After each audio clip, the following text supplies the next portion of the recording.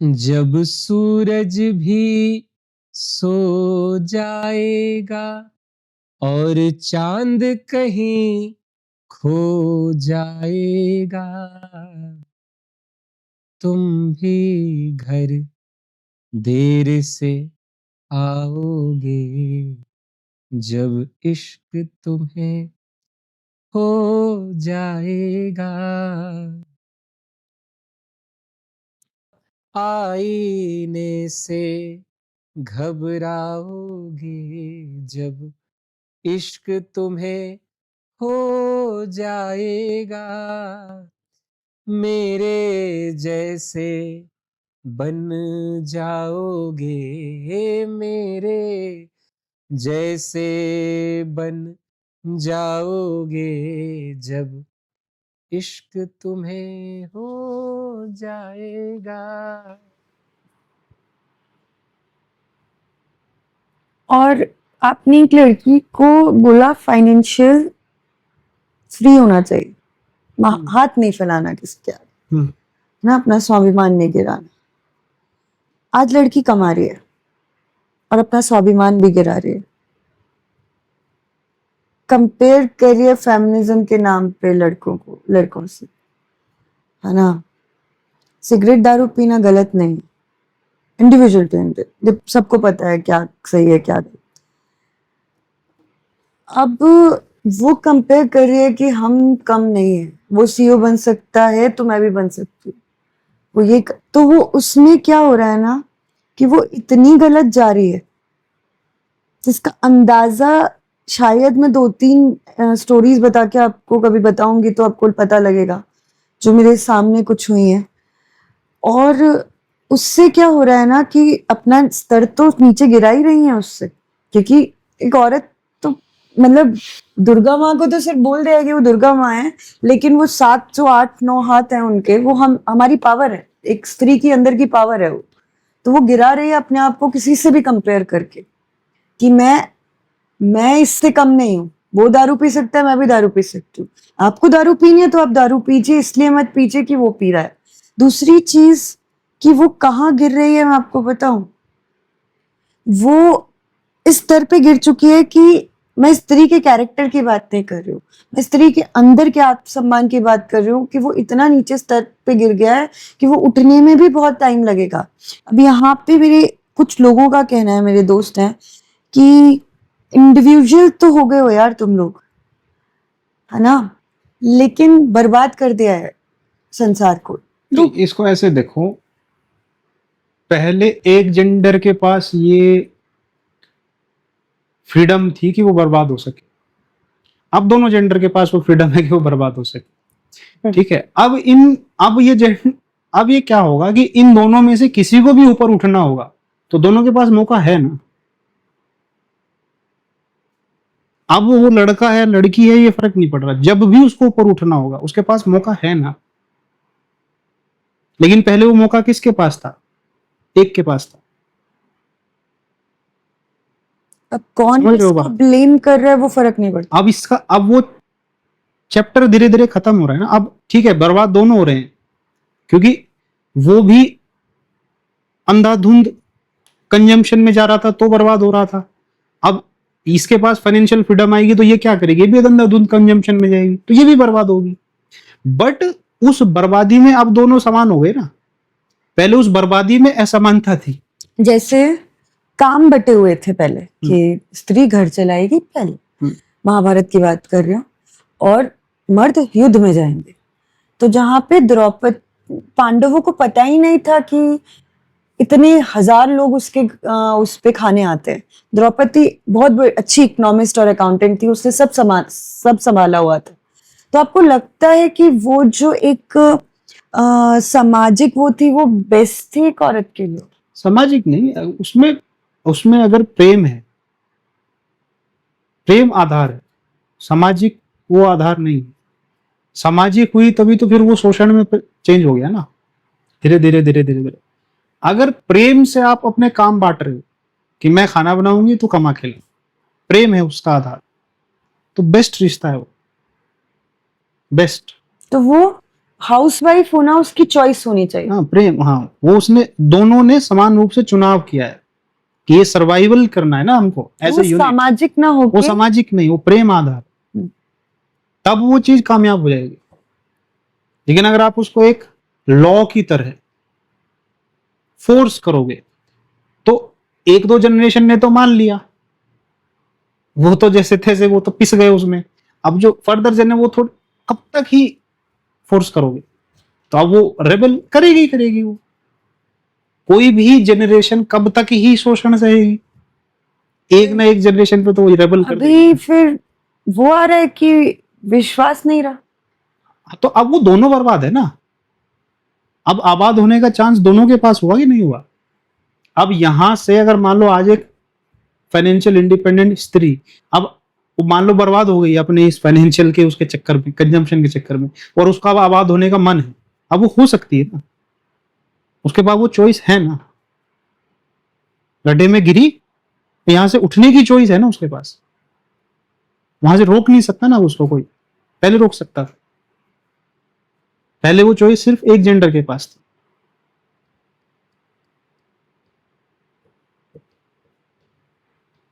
तो वो broader point of view में देखो। देखो कोई भी इंसान को जब आप नया नया कोई चीज देते हो तो उसको उसकी ओरिजिनल वैल्यू नहीं पता चलती। वो पहला जो उसका जो रिएक्शन होगा वो कंजम्पशन ही होगा। तो स्त्री और मर्द की शक्तियां अलग अलग होती हैं, एनर्जी। हाँ कुछ मामलों में, बहुत सारे मामलों में दोनों की जो क्षमता भी है, और जो उनके अंदर की जो नेचुरल रिएक्शन जो होता है चीजों के प्रति वो भी। और ऑब्वियसली बायोलॉजी तो उसमें तो बात ही क्या करनी, अलग है, बिल्कुल अलग है, बहुत बहुत। जैसे कि मैम के साथ बात हो रही थी तो ऑब्जर्व करके देखना कभी कि जो स्त्री जो है वो फाइनली जाके कहीं ना कहीं सबमिट करना चाहती है, उसका नेचुरल गुण है वो। फाइनली वो सबके सामने सबमिट नहीं करेगी, फाइनली किसी ऐसे के सामने जो, वही लास्ट टाइम में हमने वही एग्जांपल डिस्कस किया था, नदी समुद्र को सबमिट करना चाहती, बट वो किसको सबमिट कर रही है, जो उसको पूरा का पूरा एब्जॉर्ब कर सके, और फिर एब्जॉर्ब करने के बाद ये भी पता ना चले कि किसने सबमिट किया, किसको सबमिट किया, कौन समुद्र है कौन नदी है, कुछ पता ही नहीं चल रहा है, सब एक हो गया। लाली देखन में गई, वो है ना, मैं भी हो गई लाल। तो वो उसका तरीका है, प्रकृति है। हाँ उसका तरीका है। लेकिन जो पुरुष है उसका तरीका ये नहीं है, वो खुद में ही समुद्र हो जाना चाहता है, वो खुद को ही इस तरीके से इंप्रूव करना चाहता है कि वो खुद ही समुद्र हो जाना चाहता है। तो दोनों के तरीके अलग अलग है, लेकिन फाइनली दोनों का लक्ष्य एक ही है, लेकिन स्ट्रैटेजी और एक गुण और एक जो नेचुरल टेंडेंसी दोनों की अलग अलग है। इसीलिए जो एक स्त्री है वो कहीं ना कहीं बहुत पसंद करती है कि जब वो एक ऐसे सक्षम पुरुष के पीछे पीछे चलती, उसको बहुत पसंद आती है ये चीज।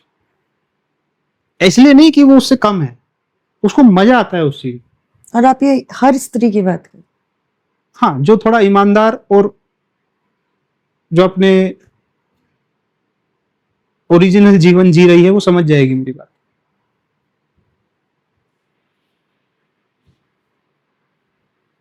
क्योंकि वो आपने एक देखो ना, नेचुरल टेंडेंसी, उनको ऐसे कंधों पे वो रख के उनको बड़ा मजा आता है सोने में, वो नेचुरल टेंडेंसी है उसकी।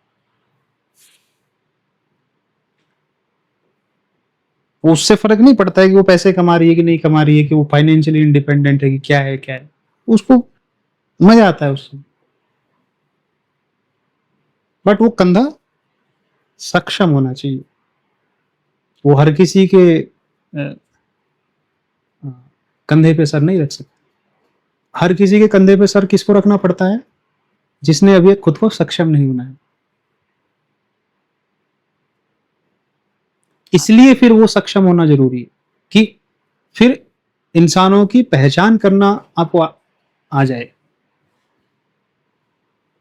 और आपके पास एक मजबूती से चॉइस हो, ये काम करना है, ये काम नहीं करना है। हाँ और ना बोलने का अधिकार हो आपके पास। यहां बैठना है, यहां नहीं बैठना है।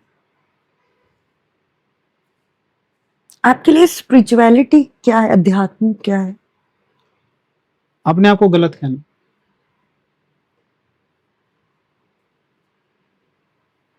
और अपने आप को सही कहना। या अपने आप को रखना? मतलब अगर जीवन में तुम स्ट्रेस्ड हो किसी भी बात की वजह से, तो उसको ऐसे देखना, रिफ्लेक्शन कर करके कि तुम ही बेईमान हो इसलिए स्ट्रेस्ड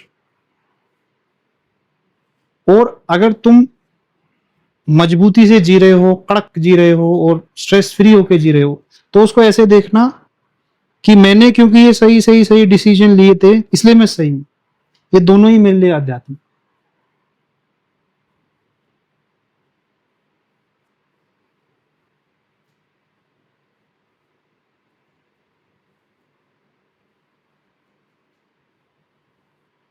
खुद को सजा भी देना और खुद का सम्मान भी करना, दोनों आध्यात्म। और धर्म क्या? जो फिर इसको समझने के बाद जो होता है वो धर्म,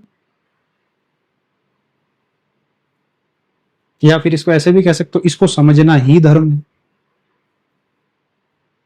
वही बोतल भरना ही धर्म है।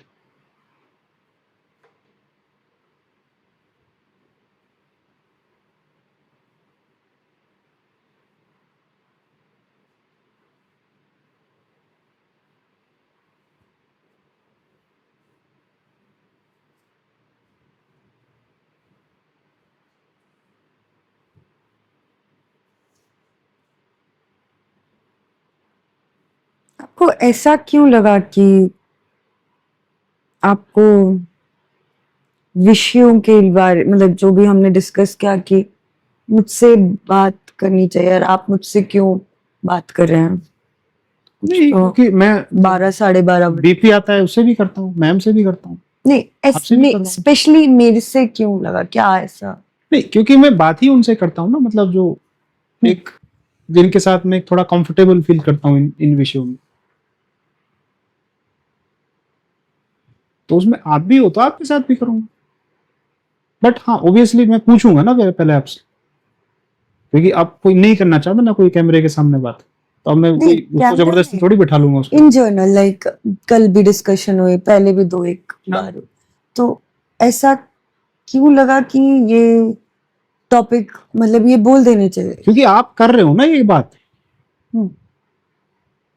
अगर आप नहीं करोगे तो मैं नहीं करूंगा बात आपसे। आप इंटरेस्टेड हो इन बातों में तो मैं कर रहा हूं। मुझे कोई बखान नहीं करना है अपना आपके सामने।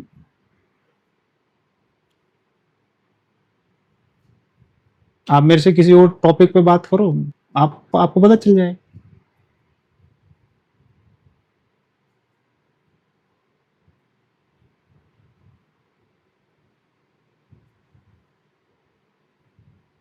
आप मत बात करो, मैं नहीं बात करूंगा। पकड़ पकड़ के थोड़ी मैं किसी से बात करूंगा।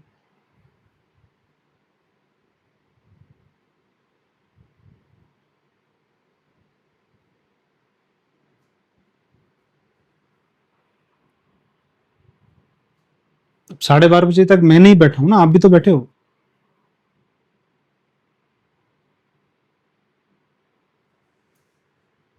और अगर इसको देसी भाषा में बोलूं तो मेरे को मजा आता है, इसलिए बात करता हूं। सामने वाले मुर्गे का बदलते रहते हैं। आज आप फंस गए, कल भी फंस गए थे आप। और कोई फंसना चाहता है, चाहता तो ऑब्वियसली जबरदस्ती तो कौन ही बकवास सुनेगा 3-4 घंटे तक।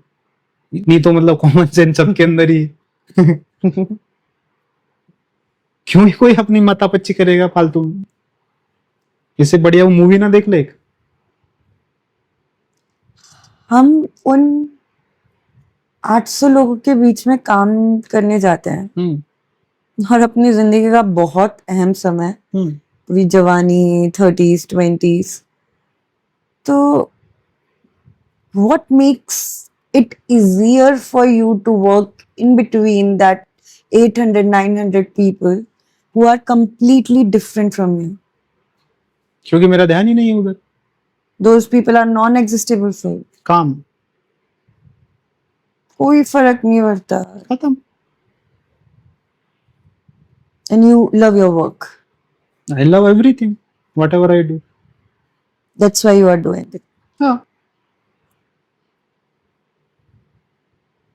बहुत सारी चीजें ऐसे भी तो होती है ना जिसको आप नहीं लव करते हो। आप नहाना, सुबह टट्टी करना, इनको लव करते हो क्या? करते हो आप। बट काम, ऑब्वियसली काम is a very important thing, obviously very important. उसमें आप वही है ना, ध्यान अगर 50 जगह लगाओगे तो नहीं हो पाएगा ना। काम वो करना जो हम प्यार करते हैं और काम वो करना जो कर्तव्य, वो डिफरेंट है। मतलब जो हम काम कर रहे हैं, मैंने अपने सारे 10 साल, आज मेरे 10 साल हो गए, मैंने पूरे 10 साल ऐसे काम को दिए जिसको मैं प्यार नहीं करती, पर विकल्प नहीं था। इतना ऐसा नहीं होता ना, वो प्यार करते हो जिसको नहीं करते हो, ये सब ठीक है। ये सब बातें आजकल ट्रेंड में चल रही है कि लेकिन मजा नहीं आया जॉब मुझे छोड़ वो के कर। पैशन फॉलो करो, ये करो, चल रही है ट्रेंड में ये बातें, और कुछ लोग इसमें सक्सेसफुल भी हैं। बट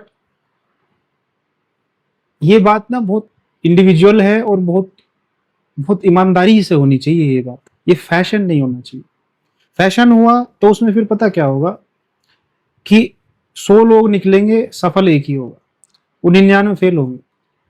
ट्रेंड में बोलूं सर, उसकी जगह हम ये यूज कर सकते हैं कि बाकियों को भी हिम्मत मिल गई। मैं नहीं बात कर रही हूँ बहुतों की, मेरे को भी हिम्मत मिल गई कि पहले मैं एक्सेप्ट नहीं कर, मेरे को लगा कि सरकारी नौकरी बहुत बढ़िया चीज है, पर मुझे हिम्मत मिल गई मेरे कोर्सेज करके वो करने की जो मैं करना चाहती थी। नहीं, ठीक है, वो मैं ट्रेंड के साथ नहीं गई। मेरे को ये नहीं था कि मैं आज अपनी नौकरी छोड़ के, नौकरी मैंने आज भी नहीं छोड़ी, नौकरी मैं कल भी नहीं करना चाहती थी ये, लेकिन मैं हिम्मत मिल गई मुझे उन लोगों से जो नौकरी छोड़े हैं, और मैंने किया भी है। आज भी मैं उस काबिल हूँ कि मैं ये नौकरी छोड़ सकती हूँ, ट्रेंड के हिसाब से नहीं। देखो मैं उस इंसान पे भरोसा करता हूँ जो कभी अपनी एक्स को गाली ना देता हो। आप रिश्ते बदल जा सकते हो समय के साथ, अनुभव के साथ, बट अगर आपने अपने पहले रिश्ते को गाली दे दी ना, तो आप बेईमान इंसान हो। सर आप लिविंग थिंग और नॉन लिविंग थिंग की बात करो। एक ही बात। मैं यहाँ पे कोई आपको जबरदस्ती खींच के नहीं लाया है। मजबूरी बहुत बड़ी चीज होती है सर। अरे भाड़ में जाओ, मजबूरी आपकी मजबूरी ना, सरकार की मजबूरी थोड़ी है। 20 साल की लड़की को कौन आया है यहाँ पे? नहीं सर, 20 आप अपने से डिफाइन मत करिए, आप दूसरे के स्थान पे रख के खुद को। यहाँ पे नौकरी करने कौन आया है? क्या आप सरकार आपके घर गई है? नहीं सर, आप 30 साल, आप 34 साल के होके बात कर रहे हो। आप बैक जाके जो मैं मेरी परिस्थिति में खड़े होके बात कर रहे हो। मैंने 20 साल की थी जब ये नौकरी करी, मुझे फोर्सफुली ये नौकरी करने दिया, मैं इंडियन टीम में खेल सकती थी।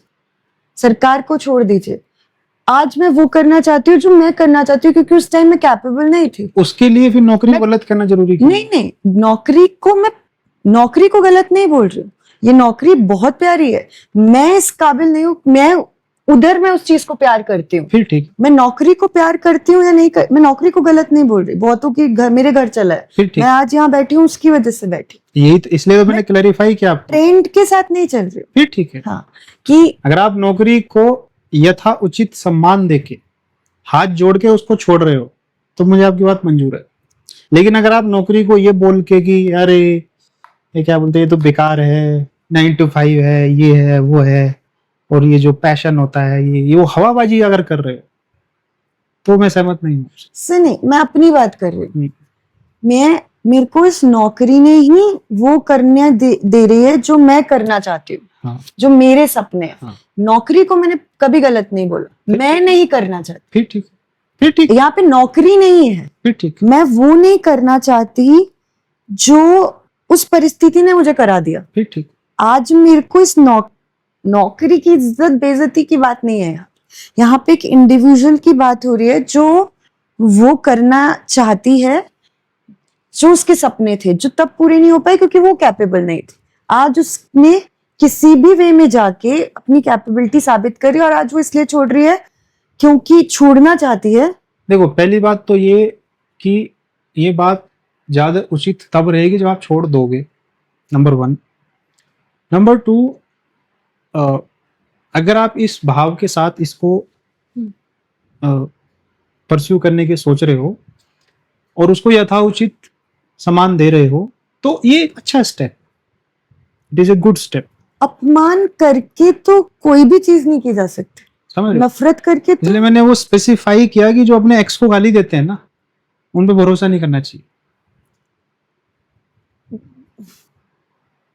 वो भरोसे के लायक इंसान नहीं होते। जो किसी को भी गाली देते हैं और नफरत करते हैं वो किसी के भी लायक नहीं है। हाँ, आगे बढ़ो, कोई आगे बढ़ने से आपको रोक नहीं रहा है। जितनी ऊंचाई है, ऊंचे से ऊंचे बढ़ जाओ, कहीं भी चले जाओ, आसमान आपका है, कोई आपको रोक नहीं सकता। बट जिस इंसान ने आपको इनेबल किया है वहां तक पहुंचाने के लिए, उसकी तरफ हमेशा ही धन्यवाद का भाव रखो और आगे बढ़ते। ये है सही तरीका आगे बढ़ने। हमेशा ही उसके प्रति नमित भाव से, एक झुक कर सम्मान करके, थैंक यू बोल के, उसका उचित जो भी उसकी जो ड्यूटीज है, खाली सम्मान करने से कुछ होता नहीं है ना कि आप उसको बस थैंक यू बोल दो। उसकी जो ड्यूटीज है, जब तक आप वहां पे हो, अपनी ड्यूटीज को ऑनेस्टली, टाइमली, पंक्चुअली, बिल्कुल अपनी बेस्ट कैपेबिलिटी के हिसाब से उसको जस्टिफाई करो। वो है असली सम्मान। और फिर जब भी आपको वहां से आगे बढ़ना हो, से थैंक यू एंड मूव। आसमान आपका है, कोई आपको रोक नहीं सकता है। बट सिर्फ प्रॉब्लम कहां पे है मुझे, अगर उसमें गलतियां ढूंढ के उसकी भाई ये मेरे को बांध रहा है, ये चीजें मेरे को कोई नहीं बांध रहा है, क्योंकि आप आए हो यहां पे, ये आपके घर से खींच के नहीं लाए हैं। आप किसी मजबूरी के चलते यहां पे आए और वो आपको बिल्कुल हैंडसमली रेम्यूनरेट कर रहे हैं हर महीने। वो फ्री में आपसे काम नहीं करवा रहे। तो you be in a fair relationship with that thing, right? In a just fair relationship, and whenever you want to move out, move out. कौन किसको रोक सकता है? कोई किसी को रोकता नहीं। Same things with relationship. आप अपनी मर्जी से जाते हो किसी रिलेशन में, तो अगर मतलब आपको वहां नहीं जचा 2-4 साल बाद, 5 साल बाद, 10 साल बाद, तो उसको लात मार के, ह्यूमिलिएट करके, ये करके, वो करके नहीं। उसको बोलो, सच बोलो। उसको जो उचित, उसका जो ड्यूटीज है अपनी, वो पूरी करो उसके प्रति। जो अगर सजा है तो उस सजा को पूरी करो और फिर उसको थैंक यू बोलो, आगे बढ़ो। कोई दिक्कत नहीं। ब्रेकअप करना है तो ब्रेकअप नमित भाव से, विनम्रता के साथ ब्रेकअप करो। ब्रेकअप का मतलब किसी को बुरा भला कहना, या किसी को नीचा दिखाना, या किसी को ह्यूमिलिएट करना, या उस पे वो करके फिर दूसरे से सिंपैथी लेना, और वो क्योंकि वो गलत है तो वो ये बहुत नीचता है। ये बहुत ही मतलब कि ये कहीं नहीं लेके जाएगा आपको। ये जो सपने वपने हैं सब नकली सपने हैं। ऐसे सपनों में मैं कहता हूं आग लगा दो। सपने वो हैं जो आपको सम्मान करना सिखाए, चीजों का, रिश्तों का, इंसानों का, नौकरियों का, माँ बाप का। मैं माँ बाप को भी इसमें शामिल कर रहा हूं। मैं कभी भी नहीं कहता हूं माँ बाप से नफरत करो, लेकिन मैं ये भी कहता हूं कि माँ बाप की सामाजिक सोच का उल्लंघन करो, बिल्कुल साफ साफ। लेकिन नफरत करने की जरूरत नहीं है। नमित भाव से उनको थैंक यू बोलो, पैसे वापिस करो उनके। तभी तो बोला ना, उसका उसका निभाओ, पैसे वापस करो, थैंक यू बोलो, आगे बढ़ो। किसी से नफरत करने की कोई जरूरत नहीं। आपका विचारधारा है, आपने एक नई विचारधारा पे पैर रखा है, आप उसके लिए जिम्मेदार हो, आप जियो उस विचारधारा पे, बट उसके लिए किसी भी इंसान को ब्लेम करने की कोई आवश्यकता नहीं, इतनी सी। क्योंकि जिसने आपसे जो जो लिया है तो आपको कुछ दिया भी है। किसी ने आपसे सिर्फ लिया है ऐसा नहीं हो सकता। अगर कोई आपसे योगा भी सीख रहा है ना तो फीस दे रहा है उसको। वो मतलब कोई भी ट्रांजेक्शन जो हो रहा है ना, ये जो ट्रांजेक्शन होता है सिर्फ देने वाला, ये सिर्फ एक जगह होता है, प्यार में। इसके अलावा समाज की, संसार की सारी ट्रांजेक्शन्स म्यूचुअल ट्रांजेक्शन होती है, लेना भी होता है और देना भी होता है। कोई भी ट्रांजेक्शन वन साइडेड नहीं होती। वन साइडेड सिर्फ ये होता है, इसको छोड़ के कुछ वन साइड नहीं होता, सब टू साइड होता है, म्यूचुअल। संसार दो पे चलता है, लेना देना। कभी भी किसी से भी जब आपके मन में भाव उठे कि अच्छा यार इसने मेरा ये ले लिया, वो ले लिया, वो ले लिया, तो दूसरा तर्क अपने आप ही उठा दो अपने मन में कि मैंने क्या लिया वहां से, तो अपने आप बैलेंस हो जाएगा। अपने आप बैलेंस हो जाएगा, अपने आप नमित भाव आ जाएगा कि ठीक है, मुझे नहीं रहना है यहाँ पे, बट उसके लिए मुझे गाली देने की जरूरत नहीं, आगे बढ़ो। और इस भाव से जब आप आगे बढ़ते जाओगे ना, तो आप अपने अंदर एक गहरी शांति का अनुभव करते जाओगे, जब आप इस इंटेंशन के साथ आगे बढ़ोगे। मैं बिल्कुल ये नहीं कह रहा हूं कि आगे बढ़ने से अपने आप को रोक लो या अपने इंट्यूशन को सप्रेस कर लो, या no, sky is the limit. But धरती को गाली देने की जरूरत नहीं, उड़ो। देखो फिर कितना बेहतरीन तरीके से आप आगे बढ़ते हो। बहुत मतलब आपने रिश्ते छोड़ने, छोड़ दो। यही चीज तो मैंने उनको बताई ना 3-4 साल तक। वो पिछले को गाली मत दो, मत दो, क्योंकि उससे कुछ नहीं होता। आपने ही वो रिश्ते चुने थे। कोई जबरदस्ती नहीं करता है किसी के साथ, आप ही उन रिश्तों में जाते हो, है ना। आपके ही चुनाव होते हैं वो। आपके चुनाव गलत निकल गए, कोई बात नहीं, खुद को गलत बोलो। आपको सब्जी चुनना नहीं आता, सब्जी को गलत मत बोलो, अपने चुनाव को गलत बोलो। आप बाजार में सब्जी लेने गए और सड़ी हुई सब्जी उठा के लेके आ गए, सब्जी की गलती है क्या? तो वो जो मैं बार बार बोल रहा हूं ना कि खुद को गलत बोलना, ये बोल रहा हूं कि उस सिचुएशन में सब्जी को गाली ना देके अगर ईमानदार इंसान होगा तो क्या बोलेगा, मुझे इग्नोरेंस है इस बात का कि मुझे सब्जी चुनना नहीं आता है, तो ये घटना घटी। तो अब उसमें सब्जी को गाली देके कुछ नहीं होगा, मैं अपनी उस इग्नोरेंस को खत्म करूंगा। मैं सीखूंगा कि सब्जी का चुनाव कैसे किया जाता है, और इस सब्जी को मैं नहीं रख सकता अपने घर में क्योंकि इससे बदबू फैलेगी, तो इसको मैं ससम्मान कूड़े घर में डाल के आ जाऊंगा। मैं रखूंगा भी नहीं ना उसको, क्योंकि वो सड़ी हुई। तो मैं नहीं कह रहा हूं कि सड़े हुए रिश्तों में रहो, या सड़े हुए, अगर आपको कोई चीज बांध रही है, नौकरी हो, तो उसमें बंधे ही रहो, नहीं, आप हट जाओ आगे। But don't blame anyone, it will make U a really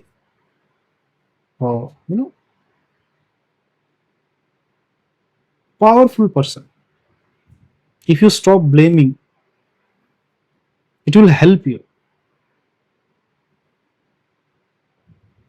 in everything you do.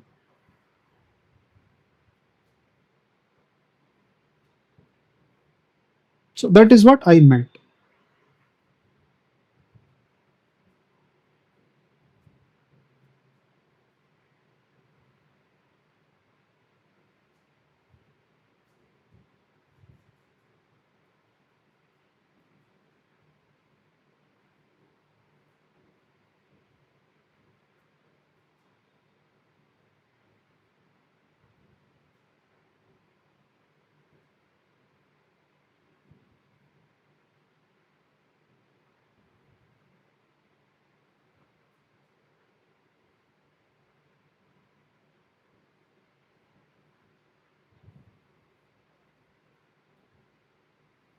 Forgiveness और सेल्फ रिफ्लेक्शन साथ में चलना चाहिए। दुनिया को फॉरगिव करो और खुद को पनिश करो।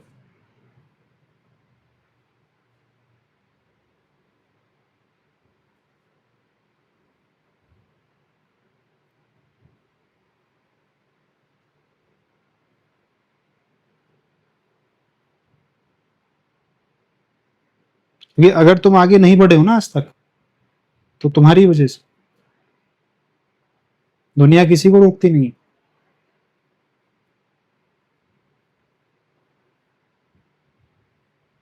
किसी की कोई गलती नहीं। अगर कहीं अटक गए हो, किन्हीं मामलों में उतनी एक्सेल नहीं कही है जितना एक्सपेक्ट करते हो खुद से, तो तुम्हारी गलती है। You have to be absolutely honest with yourself. Dishonest होके जिंदगी के सॉल्यूशंस नहीं मिलते, उससे तो और उलझते हैं हम जलेबी की तरह। किताबों से भी वो सॉल्यूशंस नहीं मिलते हैं, इसलिए मैं कल बोल रहा था ना, घूमने से भी नहीं मिलते हैं, किसी से भी नहीं मिलते, ऑनेस्ट होने से मिलते।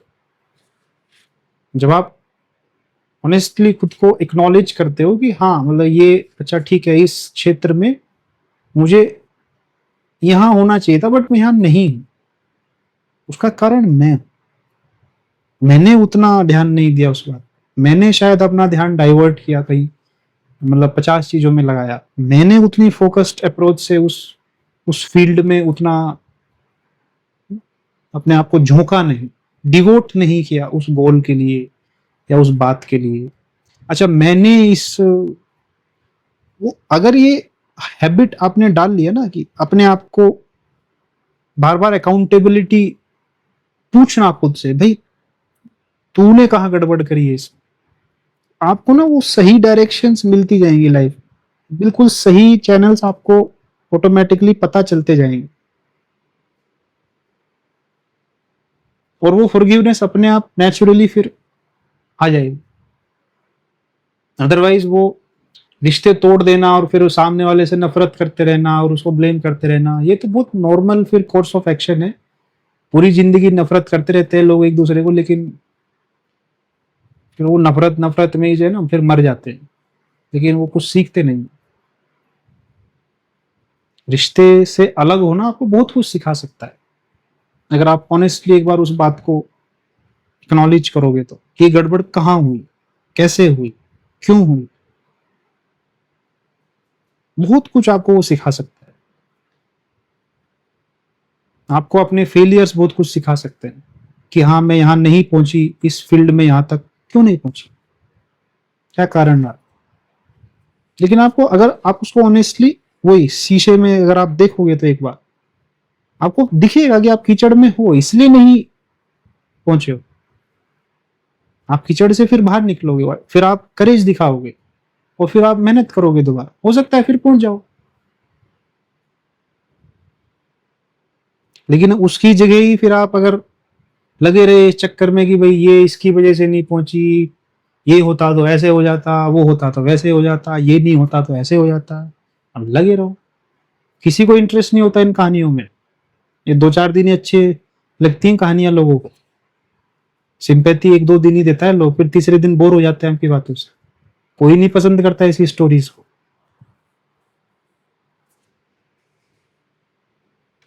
दो दिन तो सुनेंगे आपकी बात, तीसरे दिन बोलेंगे क्या वही रेडियो चलाती रहती है पूरा दिन, कोई नहीं सुनता।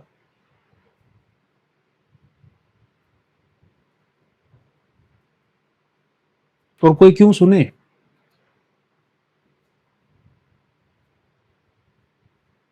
आपकी कहानी कोई क्यों सुने, आपको सुननी है।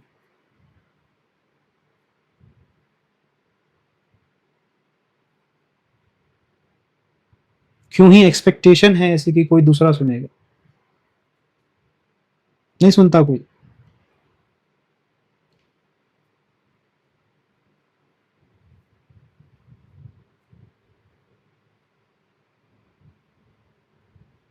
देखा नहीं वो चैनलों पे, यूट्यूब चैनलों पे वो कहानियों को एक एसेट के रूप में बेचा जाता है। जिससे कि उनको सिंपैथी मिलके ज्यादा टीआरपी मिले या ज्यादा लाइक्स और वो मिले ना, उनको भी एक एसेट की तरह बेचा जाता है। कहानियों में इंटरेस्ट नहीं है, कहानियों से जो रेवेन्यू जनरेट हो रहा है उसमें इंटरेस्ट है। अगर आपको लगता है कि आपकी कहानी कोई, आप किसी को घंटा इंटरेस्ट नहीं होता आपकी कहानी में, क्या संघर्ष किया आपने, क्या किया, भड़क जाए। अपने लिए किए ना, फिर गा क्या रहे हो। तुम्हें उठना था तो संघर्ष कौन करेगा, फूफा जी।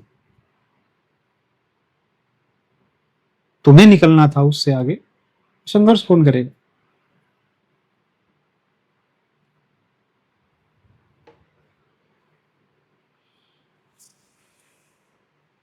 इस तरीके से जब हम चीजों को देखने लगते हैं ना, बहुत स्मूथ हो जाती है जिंदगी, बहुत सरल हो जाती है, और सॉल्यूशंस भी मिलते हैं, सक्सेस भी मिलती है।